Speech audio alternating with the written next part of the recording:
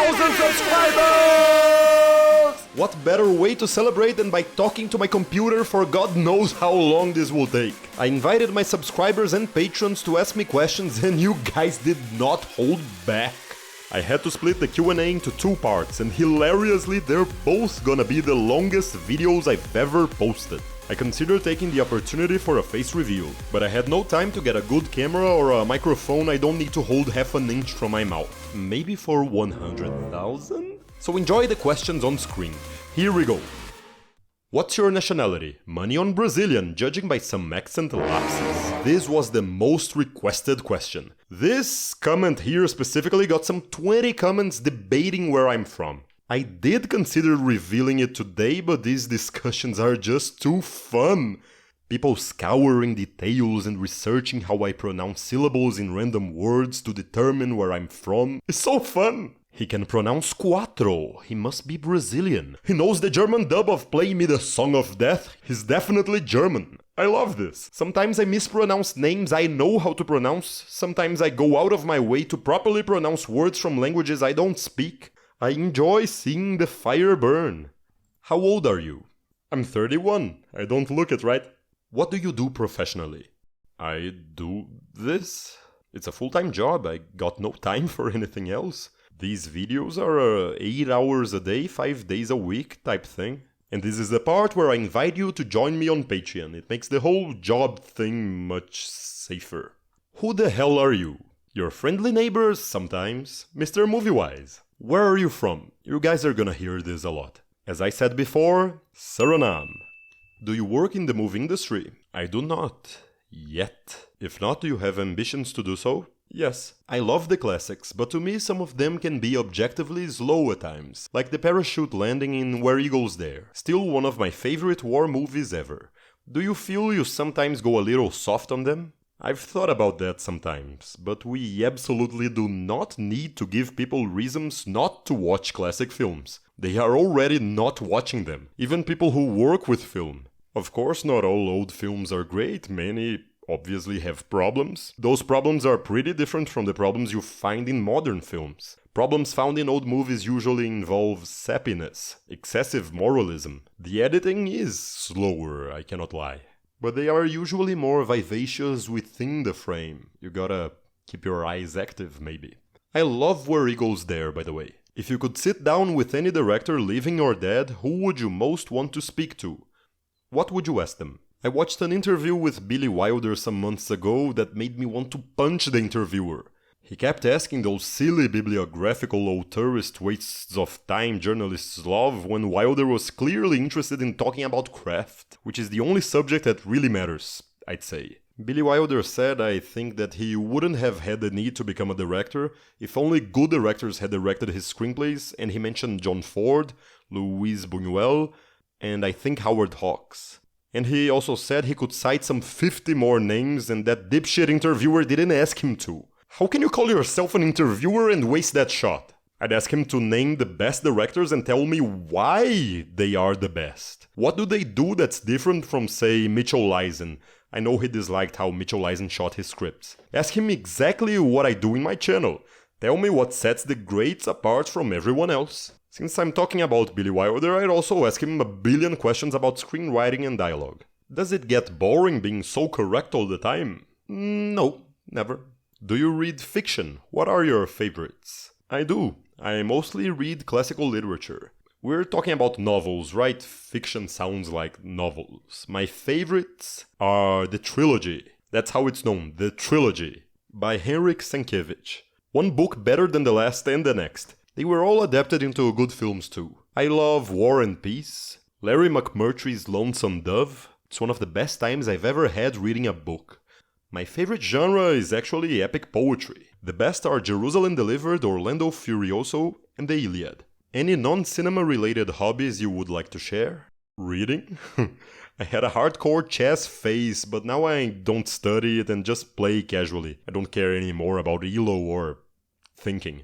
I'm not a gamer, but I play video games on weekends. Rarely much.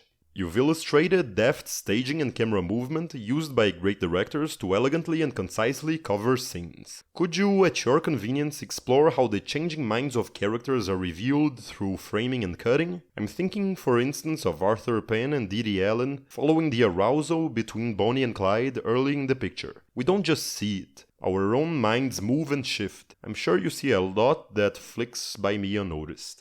I remember that scene, they talked about it in that documentary, The Cutting Edge. It's indeed great editing, but I try not to say that something in the framing or cutting has an effect. Cinema should work closer with cognitive studies to make such claims more trustworthy. It's all in the story, so I honestly believe that regardless of how a scene is shot or cut, someone will say, "See, that detail there, that shows the changing mind of the character." Until there is a full, authoritative, exhaustive study showing how thousands of human brains react exactly to every type of shot and cut in every single context, I won't believe that the movie image can do that alone, as in Sun's screenplay. I prefer to just point out what is on screen, what is happening, the what's, not the therefores. When you talk about the effects, it gets too muddy and that dirty word, subjective. Most of the time it's just projecting. The character changed his mind in the story, the angle was, say, a low angle from the left, so you say, hey, the low angle from the left symbolizes the character changing his mind. Did you study film or are you self-taught? Yes. Okay, I did study film, but I mostly learned everything by myself by watching films and finding my own study material. I could count on one hand what I mentioned in my channel that I learned on film school. Not to say it's useless, but the major merit of film school is meeting people who also want to work on film. You're the most knowledgeable YouTuber I've seen. Thank you. Did you work in the industry or study film at school, and if so, where? Also, how old are you and what country are you from? Industry is a big word for what I worked on.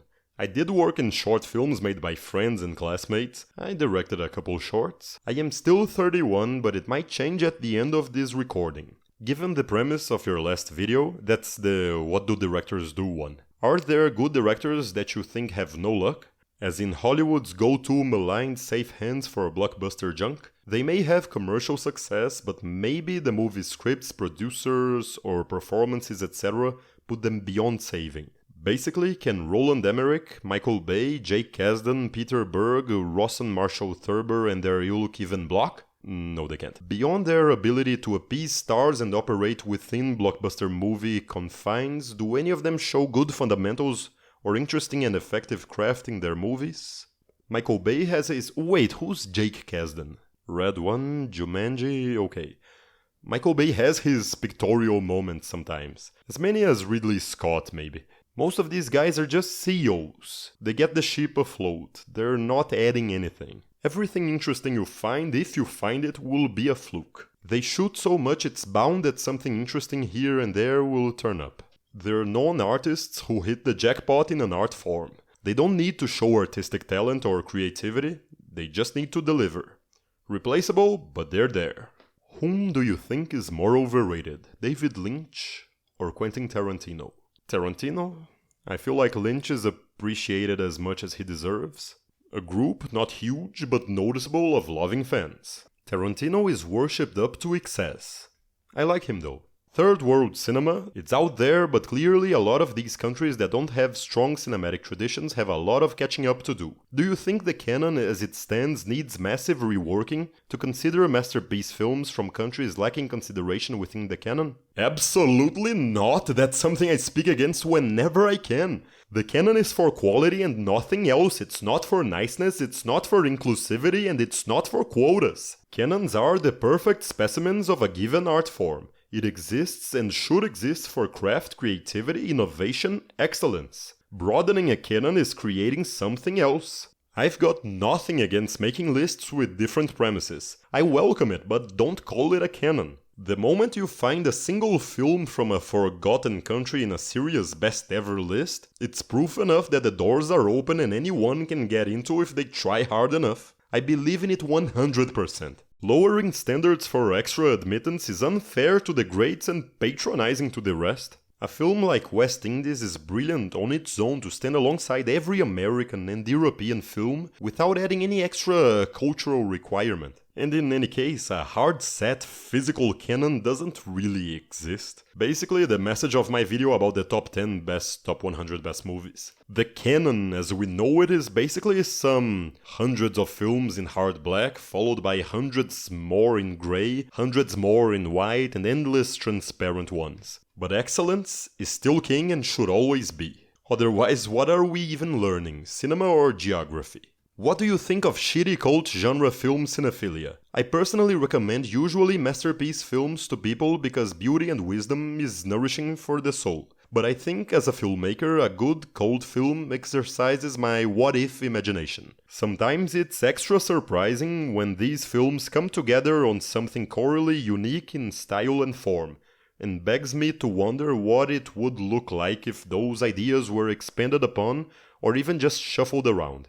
Precisely because my defenses are lowered. There's a scene in Policeman 1971 that has shitty lighting, but it would totally work for a dream sequence. I keep up on culties just as much as true cinema to refresh the palate. This way, masterpieces don't become just another check on a list. I'm not against culties, as you call it at all. You mean genre, maybe trash films, right? I like the Pauline Kael quote about great trash.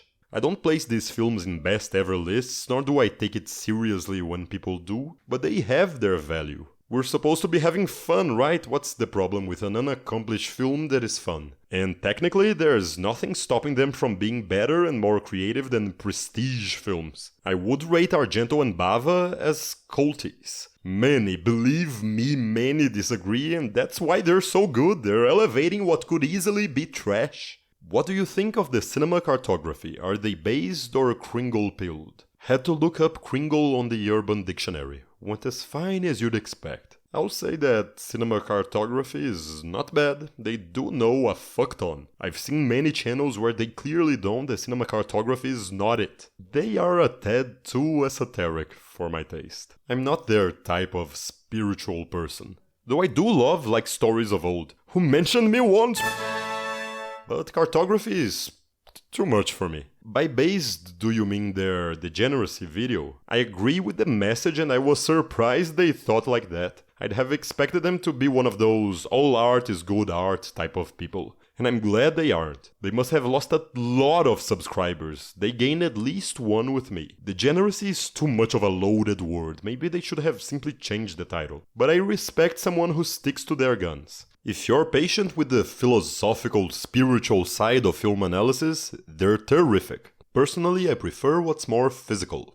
Explain the polyglot joke from all those videos ago. You mean this one, right? From my 11th video. Can I show a calf getting castrated on YouTube? I know, I'll make a visual pun. How come you don't wear gloves? Because you're not needed. What polyglot genius could ever hope to crack your impenetrable code? You see? Money in German is Geld. How many languages do you speak? 4. And Bulgarian doesn't count, right, being my native tongue and all. Top 5 screenwriters in Hollywood and on the world stage today. And the top 5 screenwriters of the golden age worldwide. If you have to answer one, answer this one. Okay, some people asked for lists. I'm not gonna have the time to think them through, so make do with the first names that come to my mind every time. Today, Aaron Sorkin, the Coen brothers, they count as one, Steven Zaillian, Tom Stoppard, and Tony Kushner.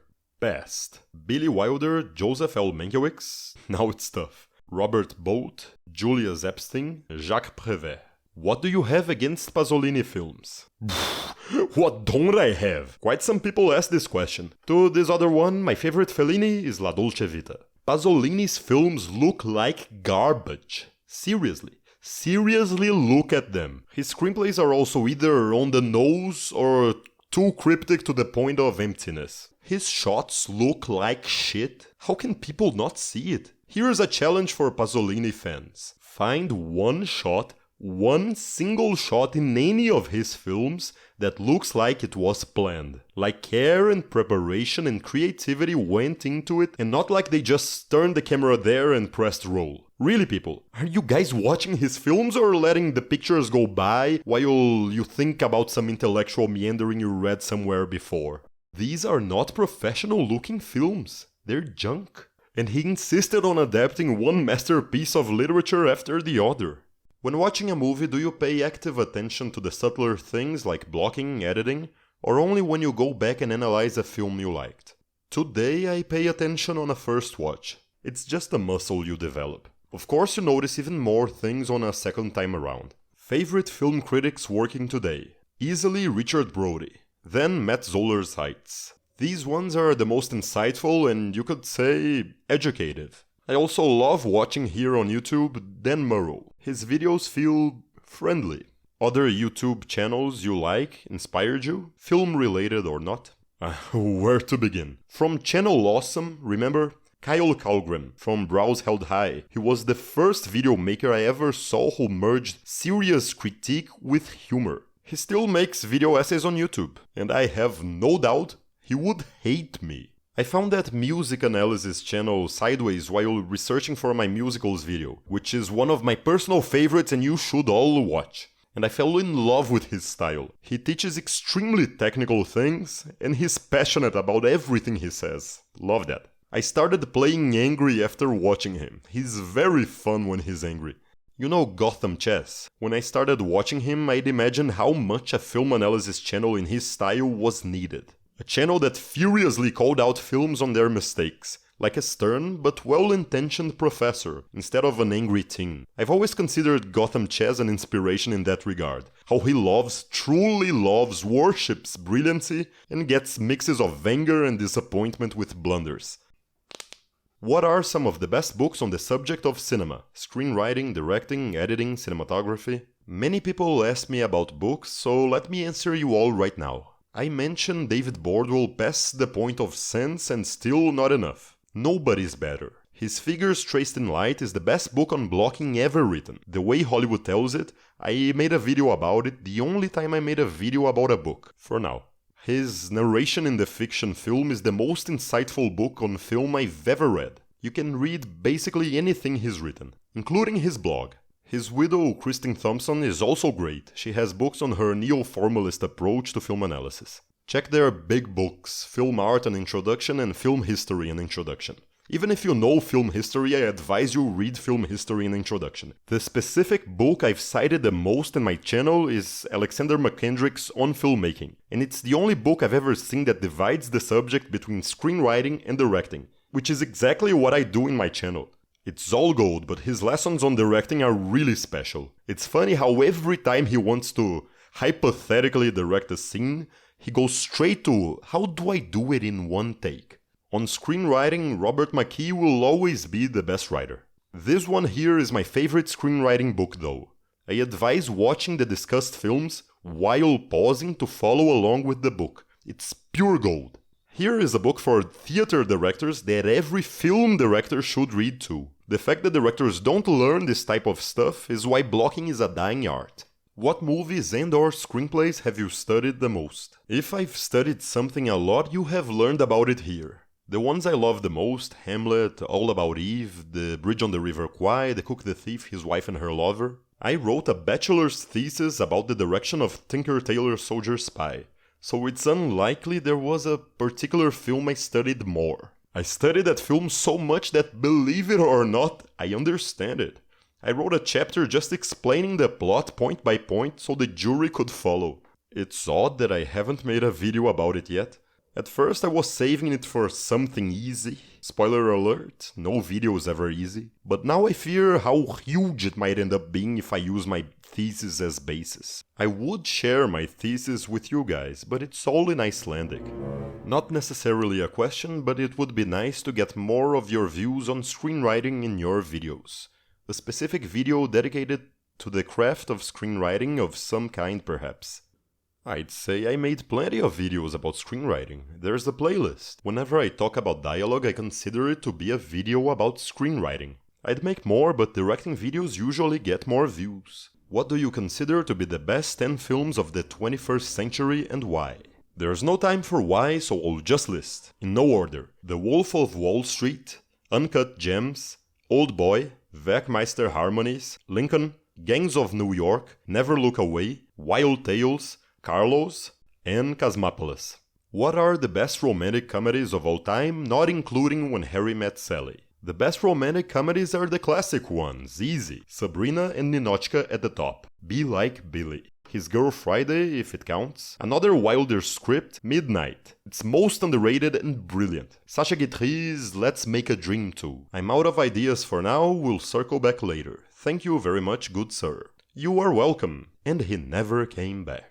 Examples of movies, directors that you've had a significant change of mind on. Those that you loved once but no longer, and those it took you time to appreciate. I hated Oppenheimer at first. I was distracted by how badly it used the possibilities of 70mm, and the rest of Nolan's traits I dislike. I even missed how impressive that screenplay was. A director I loved and grew to dislike, easily Ridley Scott. There came a point when I finally realized he isn't doing anything. He directs on autopilot. Signs of growth in a direction. I think you did this with Woody Allen, comparing scenes from earlier work with later work to show an improved craft. No better example than Woody Allen, but maybe Bela Tarr? Honestly, I only started liking Wes Anderson with the Grand Budapest Hotel. That's when his stories actually started fitting his visual style. Movie that was most undermined by its direction, and movie that was most enhanced. Ordinary elements transformed into something much stronger. Undermined, once again, Oppenheimer. Enhanced, plenty.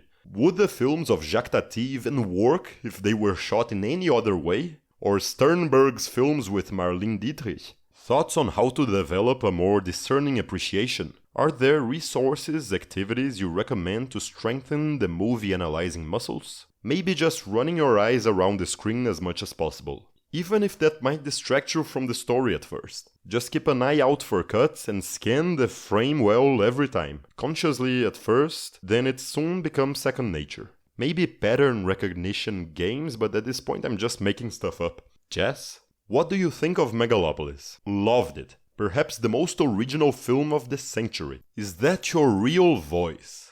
Of course, what else would it be? Only in the last semester did I start getting comments thinking I was AI, which my friends would find hilarious. I mean, what AI model would even have my accent, what the fuck? But do you guys think I use a voice filter? Does anybody do that? What do you have to sound like to only speak through a filter? Oh, hello, I am Moviewise. Hashtag no filter challenge. I have many questions. You did say don't be afraid, so I want... fuck that. Don't complain after. Any directors you can't stand at all, if they are alive, the ones you say, I won't watch your stuff, I don't care. The living directors I will not watch anymore are Bruno Dumont, Pedro Costa, and Radu Jude. No, no more. You guys had your chance, you made me love cinema less. Any movie you hated the first time but then realized you were wrong? Oppenheimer. Any movie you loved as a kid, teen, and then rewatched and you think it's crap or at least not good but still like it due to nostalgia?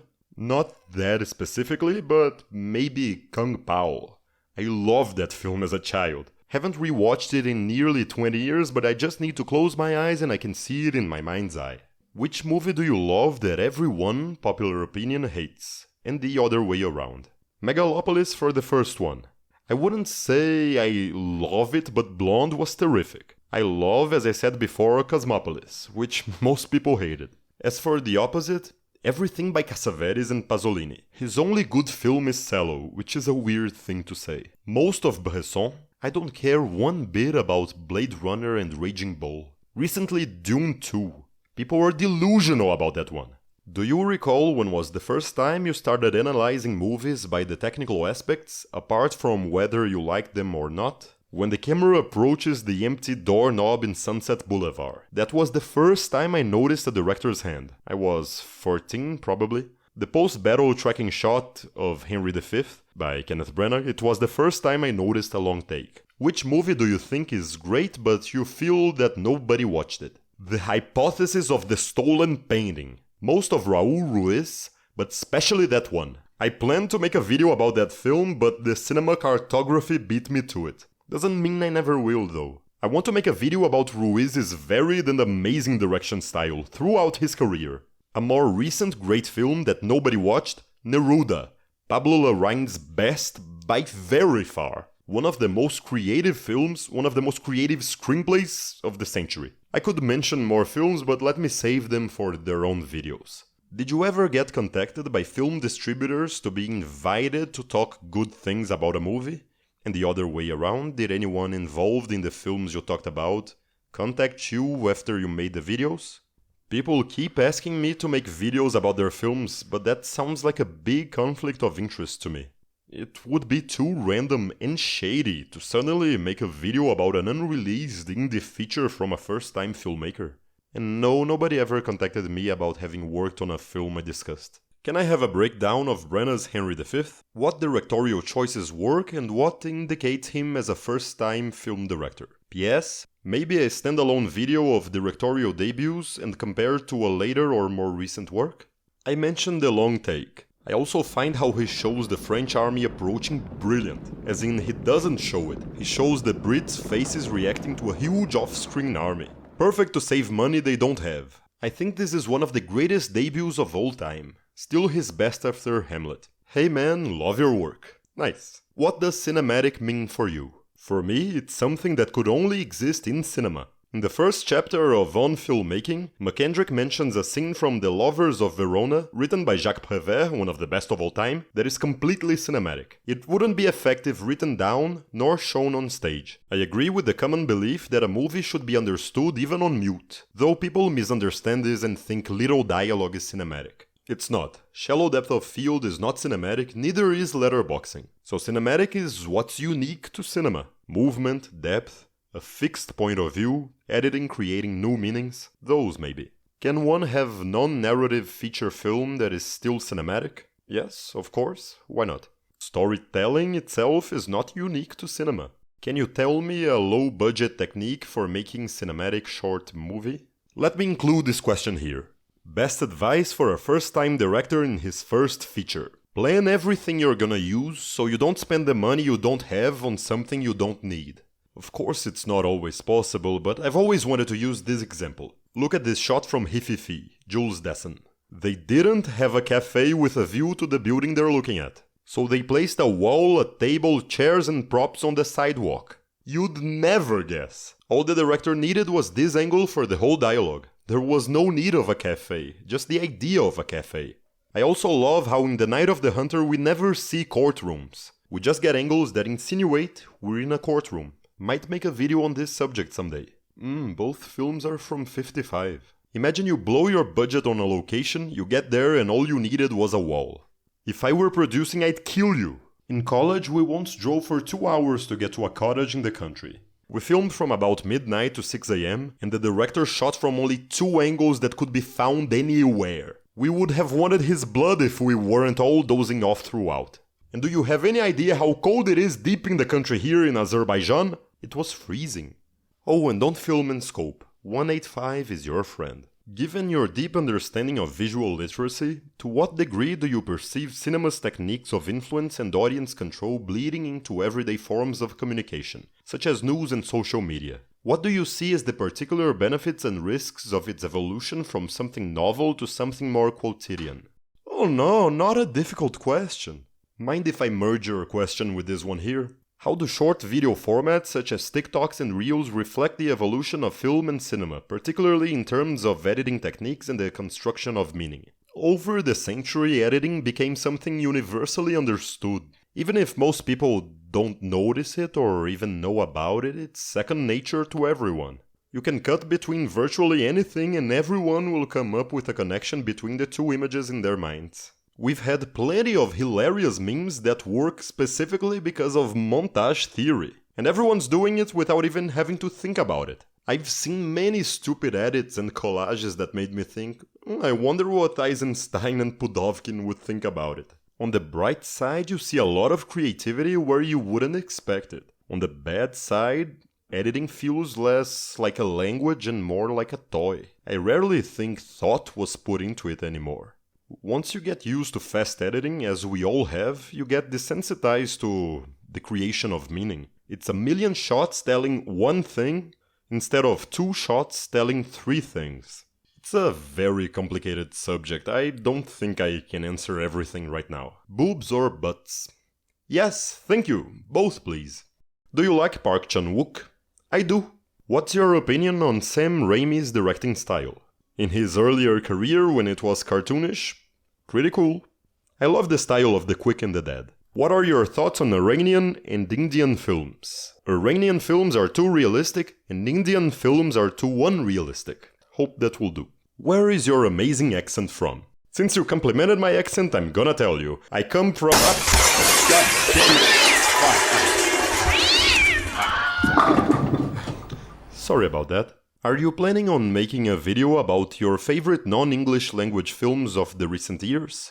No, I'm not. I don't think in terms of the movie's language. I have a couple questions. What do you think of Luca Guadagnino? Great director or overrated? I'm indifferent more than anything. He makes good movies so people inherently think he's a great director. He's just unremarkable. I love Challengers. The direction was pretty stylish in a teenage boy kind of way. Have you seen Megalopolis? Yes.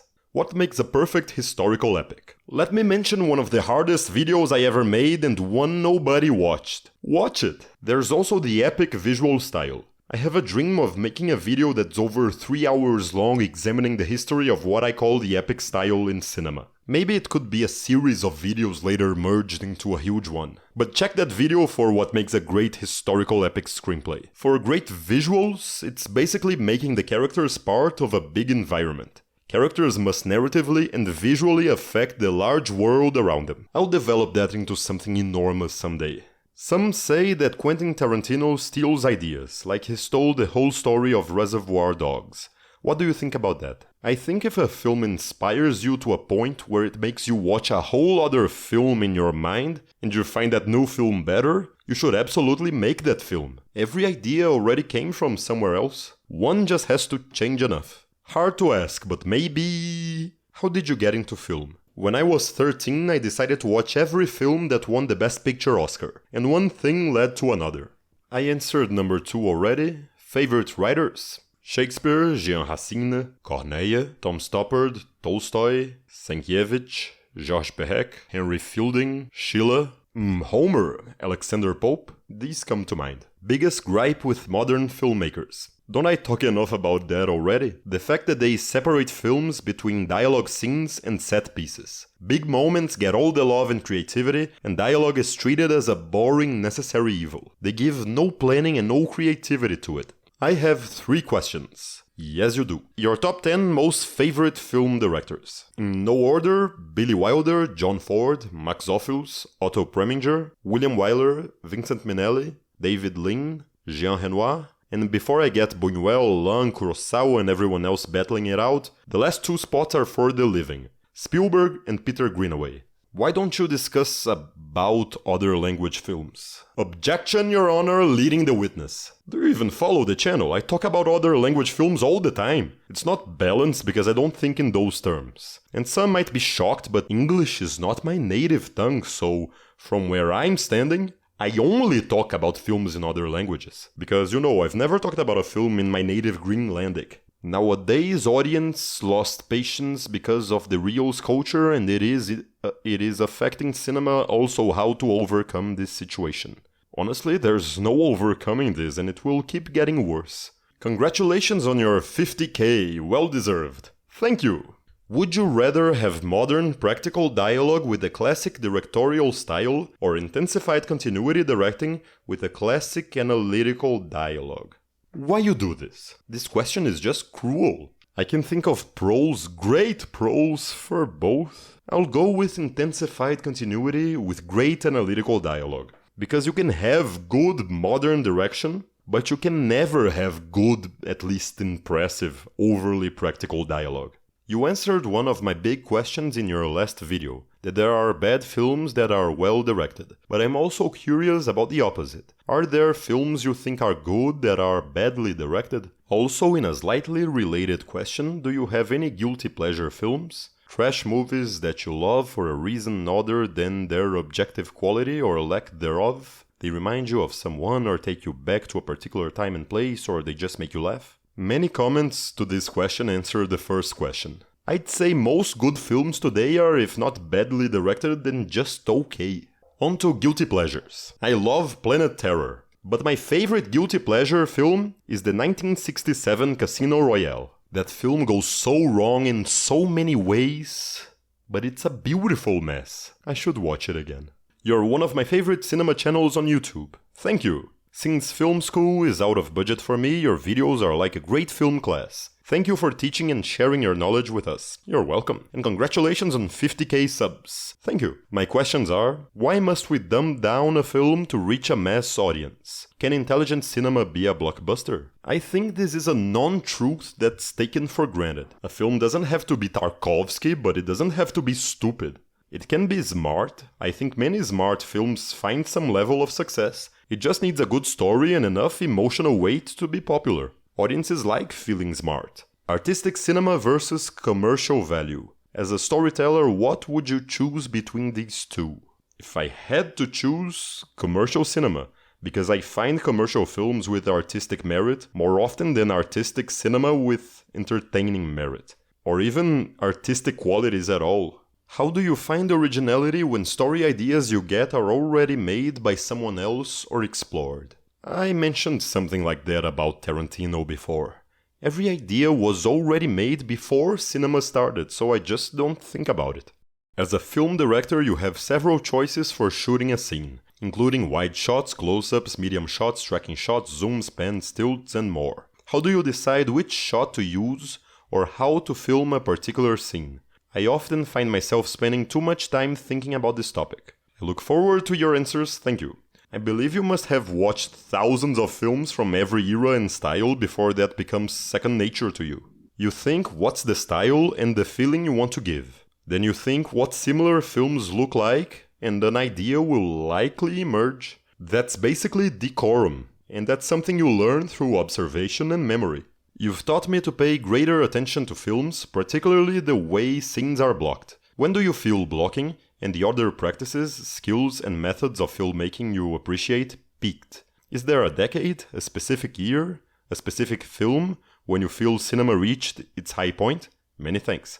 I feel like I've become the blocking guy. I talk about it so much because it's either unnoticed or not done, so it needs more love and analysis. When blocking peaked, you can make an easy case that it peaked in the 1910s. With one shot per scene European films. With Foyad, Victor Sjostrom, Yevgeny Bauer. David Bordwell covers this subject a lot. I'd love to make a video about it, but he's already talked about everything on that subject. Personally, I prefer the depth of field era of the 40s, post-Citizen Kane. The 40s and the 50s. Those were the high point of cinema for me. Staging was limitless, the widescreen came, and there was a period of so many new possibilities, it's unbelievable.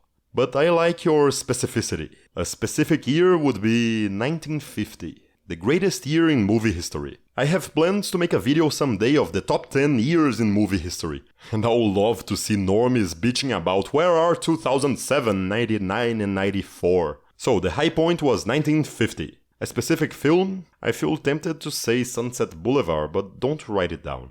Andrew Saris once said Lola Montez was the greatest film of all time. It's from 55, and I can easily understand. Gorgeous color, creative use of widescreen, an inventive narrative structure. Maybe cinema did peak with Lola Montez. Hi, what was your first memorable film you watched in the cinema? Mine was Disney's Snow White. When I was just an orphan in Nepal raised by goats. Now honestly, I don't remember an early memorable film. As a child, I went to a church club that showed silent, black and white, Laurel and Hardy, etc. Do you have any favorite movies from early Hollywood? Well, yes, sure. You mean the 20s and 30s? The Thin Man, I love it. Lubitsch's early Hollywood films. Lady Windermere's Fan is my favorite silent film. Buster Keaton made the best silent comedies, but I find Harold Lloyd's funnier. My mother took me to see South Pacific when I was 8 or 9 and it put me off musicals for decades. Seven Brides for Seven Brothers was a portal back. Do you have a favorite musical or one you absolutely hate? When I think of my favorite musical, the first one that always comes to mind is The Young Girls of Rochefort, which is odd. I wish it was a Minnelli film, like An American in Paris, The Pirate, or The Bandwagon, but I guess the me nostalgically made the high point of that style and that's the one I choose. I wonder what Minnelli thought of Rochefort. A musical I absolutely hate is Carousel. Oh, Porgy and Bess. I hate that one. Partly because I'd always wanted to watch it, found it in a film festival, and they showed a VHS copy on the big screen. I wonder if I'd at least enjoy Preminger's direction today. Do you have some foreign, not English movies that are must-watch for an aspiring cinephile? Once again, I don't separate English language films from non-English language films in my mind, and neither should aspiring cinephiles. Watch the big names, the films mentioned in my top 10, top 100 best movies of all time. Last one, Tom and Jerry or Looney Tunes? Looney Tunes, no doubt. Everything that's in Tom and Jerry can be found in Looney Tunes, but not the other way around. Epic questions right here! How do you propose the film industry, Hollywood, could be saved, improved? Well, hand me the reins. I'm serious now. Bring back the studio system. Have directors, screenwriters, actors, and professionals of all kinds under contract. Let them climb up the career ladder instead of throwing anyone who made a good indie film into every $100 million production. It's a gamble, but to me it sounds sound. Have you written any screenplays before or even created any films? I have written screenplays, I haven't created anything I would call a film. What advice would you give to aspiring filmmakers? Nobody else would ever tell you this, but I'm not joking in the slightest. Watch at least 5,000 movies before making your first film. From all eras, countries and styles, of course. What are your biggest problems with recent cinema? I answered that already. What is your favorite era of film? That too, 40s and 50s. What is the worst directed or written film you ever saw? I don't know, I'd have to check the few ones I gave on IMDb. I take the rating 1 very seriously. The 10 I don't. You have a 10, I don't care. But the ones? We don't talk about the ones. Hello, Moviewise. Hello. I would like to know what animation series for kids you saw as a kid and what animation series you are proud for its cinematography that you saw. Thank you for your character, I like you a lot. Oh, that's so nice. You see, as a child in the 90s in Sarajevo, it was hard to watch regular TV. I grew up on, as they say, classic Cartoon Network. Johnny Bravo, Dexter's Lab, Cow and Chicken and the rest. I can think of no kids show with great cinematography. Sorry. I have a question from your latest video. What do directors do? Do you have any experience in the film industry? On what basis do you claim all a director does is shot selection and blocking? I do, and they do quite a lot more than that. This sounds butthurt and in bad faith, and I know full well you won't listen to anything I have to say, but fine, I'll bite. It's hilarious, if anything, how many people intentionally misunderstood that video. I literally say the shot is all you see. A film is a combination of images and sounds, nothing more. A director must be judged by shots, just like a musician must be judged by notes, a painter by brush strokes, and a writer by words and sentences. It's the shot and nothing more. It's information, composition, color, length, and all you see. Shots are the movie. A movie is nothing but shots. Whatever is out of the shot is out of the movie. It doesn't come into discussion. All the negative comments are about overall vision, whatever that means. The vision only counts when the audience sees it. If you don't, it's like it never happened. Complaints mention leadership tasks with the cast and crew. That only matters if what you talk to them can be seen on screen. Whatever cannot be seen on screen is a peripheral task, and peripheral tasks don't matter. They are means to an end. A director can be the best psychiatrist the actors have ever met and teach them to love again. If I don't see that converted into creativity on screen, the director didn't do anything. If you communicate to the crew the clearest instructions they've ever heard in their lives, and it culminates in shots that look like they could come from every other movie, then the direction is mediocre. There were no musicians complaining when I said they only compose notes, and no writers complaining when I said they only write words and sentences. I never said that directors don't manage a team. I just don't need to say it. Like I don't need to say that a painter buys paint, sketches, prepares the canvas, the easel, mixes colors and all that jazz. They're implied in the word paints. Like the filmic process is implied in the word shoots. Directing is a managerial job, so they often forget that all that problem solving is not an end in itself. Thinking like this leads to artlessly directed films because they are satisfied with having averted a flood. Nobody judges cooks by how effortlessly they slice vegetables, how they juggle knives and whatnot. We judge them by how well the food tastes. There's a great sequence kind of about that subject in the Chinese Feast, by Tsui Hark, a great director. I know he's a great director because his shots are great. I don't give a shit about how he gets along with actors and crewmen. I want to get this very straight, everyone. Nobody cares about how Michelangelo found the right quarries, how well he negotiated marble prices, how he transported them, how he cleaned his chisels, and what his breath smelled like when he blew dust out of polished pieces. Those are all peripheral skills. We care about his sculptures. I'm sure there was some writer in history who was the best quill sharpener there ever was. Nobody before or since ever sharpened a quill or a pencil as pointy and sturdy as he did. If his writing was bad, he was a bad writer. The end. On that note, I leave you.